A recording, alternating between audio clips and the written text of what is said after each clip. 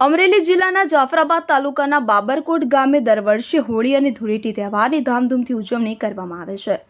બાબરકોટ ગામે ફાગણ સુદ પૂનમને શુક્રવારના શુભ દિવસે ધૂળેટી તહેવારની ઉજવણી કરવામાં આવી। બાબરકોટ ગામે હોલિકા દહન થયા બાદ ગામની મહિલાઓ દ્વારા આખી રાત વર્ષો જૂની પરંપરા પ્રમાણે રાસ રમવામાં આવે છે।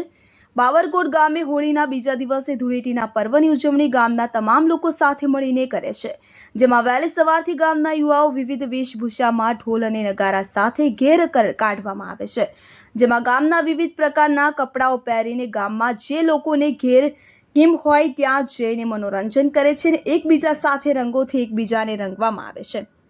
બાબરકોટ ગામે છેલ્લા 4-5 વર્ષથી જય રામાધણી આખ્યાન મંડળ દ્વારા ગૌ સેવાના લાભાર્થે ઘેર કાઢીને ગૌ સેવાનું ભગીરથ કાર્ય કરે છે। ગત વર્ષે પણ રામાધણી આખ્યાન મંડળ અને બજરંગ દળ ગ્રુપ બાબરકોટના યુવાઓ સાથે મળીને ગૌશાળાના લાભાર્થે ઘેર કાઢીને સેવાકીય કાર્ય કર્યું હતું। આ ધાર્મિક પ્રસંગે જાફરાબાદ મરીન પોલીસ સ્ટાફ અને હોમગાર્ડ અને એસઆરડી જવાનો દ્વારા સેવા આપવામાં આવી હતી।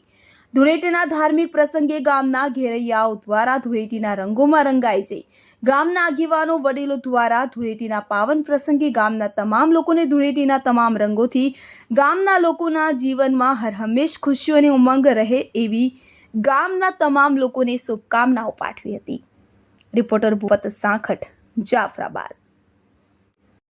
જાફરાબાદ તાલુકાના બાબરકોટ ગામે હર વર્ષની જેમ જૂની પરંપરાથી અમે હોળી પર્વ ઉજવી રહ્યા છે। રાતે હોળી પ્રગટાવી તમામ બાળકોને હોળીના દર્શન કરાવીએ છીએ। સવારે ધૂળેટીની ગેમ કાઢીએ છીએ અને રંગ ગુલાલથી રમીએ છીએ અને જે કાંઈ પૈસો આવે એ રામધૂન ગાય અને ગૌશાળાના લાભાર્થે વાપરવામાં આવે છે। બોલો ગૌ માતાની જય।